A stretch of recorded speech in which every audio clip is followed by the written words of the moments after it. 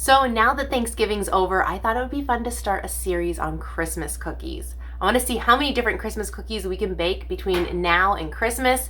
Baking Christmas cookies is one of my all-time favorite things to do, and I thought we would start with one of my all-time favorite cookies from last year, which is my orange 5-spice cutout cookies. These cookies are absolutely delicious. They have that hint of orange, which makes them have a fresh flavor, but then all of the spicy nuttiness of the Chinese 5-spice. If you haven't had Chinese 5-spice, you need to try these cookies. They're absolutely phenomenal. So the first thing we're gonna do to start out these cookies is get our butter creaming in our mixer.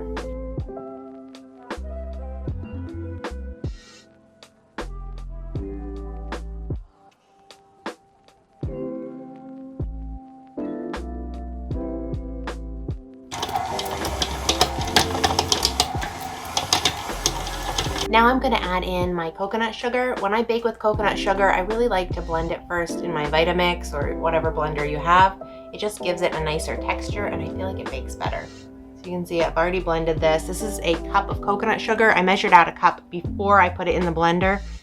It will measure more once you blended it because it's all full of air and fluffy.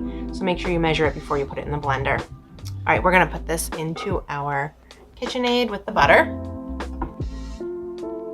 A little bit at a time.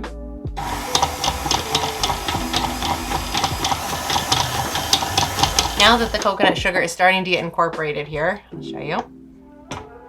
We're gonna pour the rest of the sugar in. And I'm gonna go ahead and put the splash of vanilla in right away. A nice big splash. And we'll mix it again.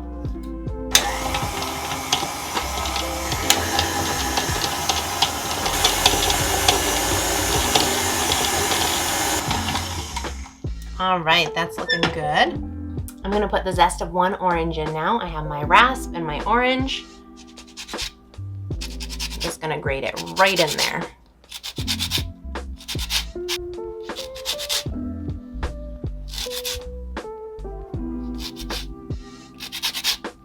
All right, once you get the orange part off, you don't wanna go down to the white because that part is actually bitter. So just try and get the shiny orange peel part. And then once you have all that, pretty good. You can get all of that good orange peel off the back. Then I'm also gonna put in our Chinese 5-spice. This stuff smells amazing. It's peppery, it's got anise in it and cinnamon, and it's just this wonderful spice. I know you can use it for savory foods, but I absolutely love it in baked goods. So we're gonna put that into our cookies. 1 tablespoon. Okay, now I have 1 egg. We're gonna put that in and give it a quick mix.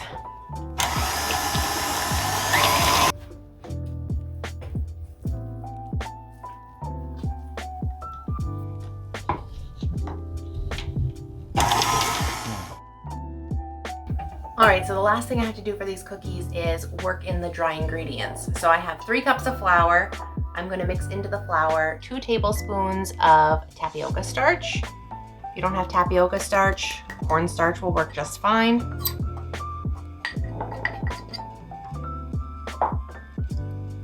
Salt. And baking powder. I'm just gonna whisk this around a little bit with my fork so we don't have any lumps. And everything is well incorporated. All right, now we're gonna work this into our wet ingredients in batches, a little bit at a time.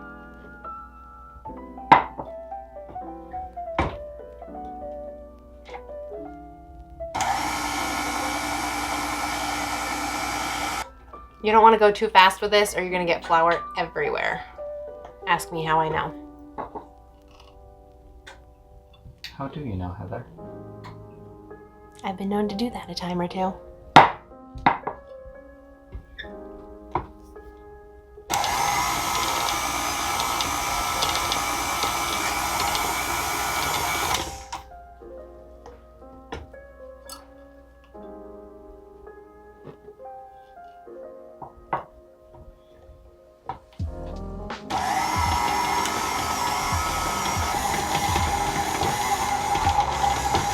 All right, and you don't want to overmix it. So as soon as I see that everything's pretty well in there, there's still a little bit of flour, but that's fine. We'll finish by hand. We're gonna get it out of the mixer.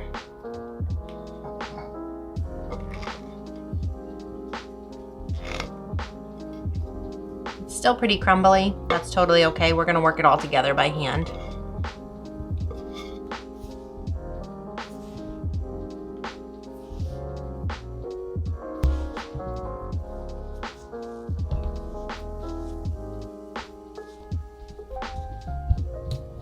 All right, now we have this all nicely worked together.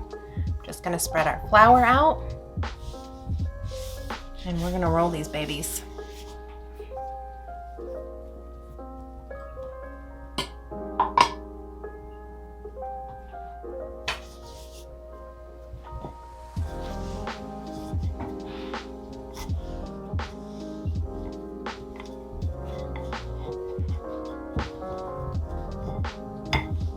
I don't like to go too thin. I like them a little bit thicker.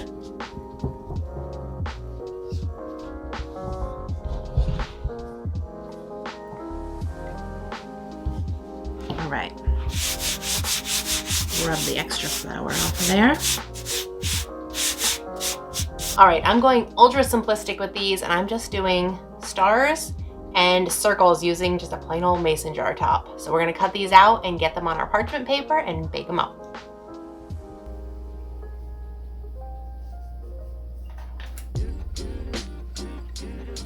Look at how nicely that cuts.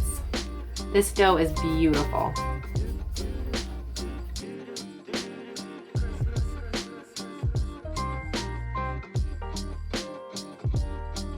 Let's do some stars.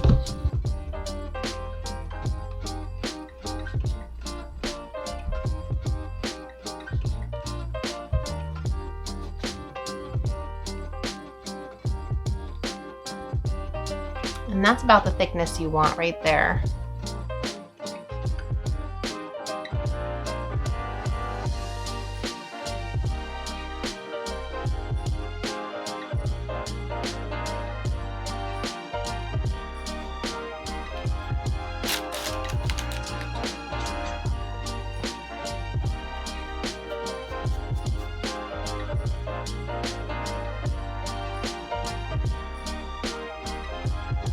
We're gonna pop these in a 400-degree oven for about 12 minutes. You wanna watch them carefully. You don't wanna overbake these.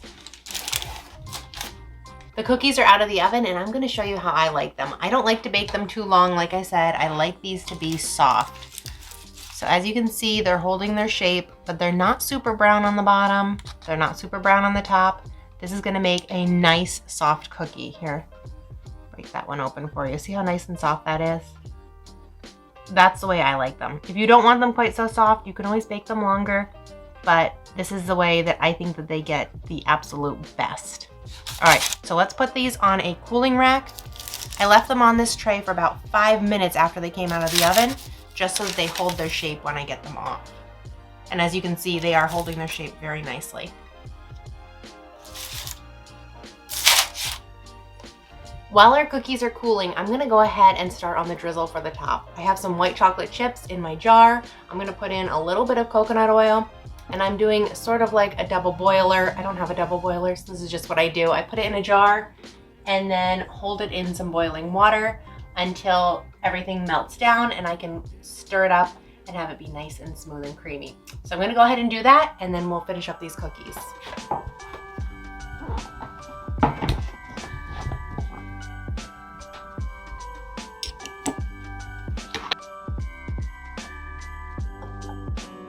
The white chocolate is finished melting and it's absolutely gorgeous and drizzly, and that's exactly what you want. So now you could either drizzle it on the cookies, you could dip the cookies half into the white chocolate, whatever you want to do. We're gonna drizzle them.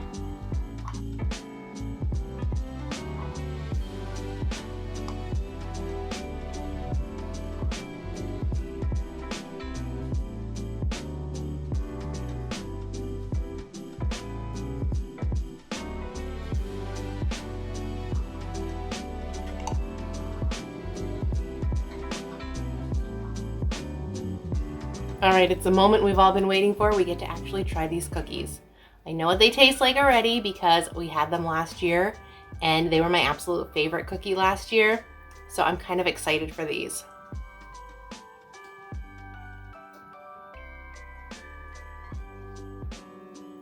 They don't disappoint. They're just as good as I remember.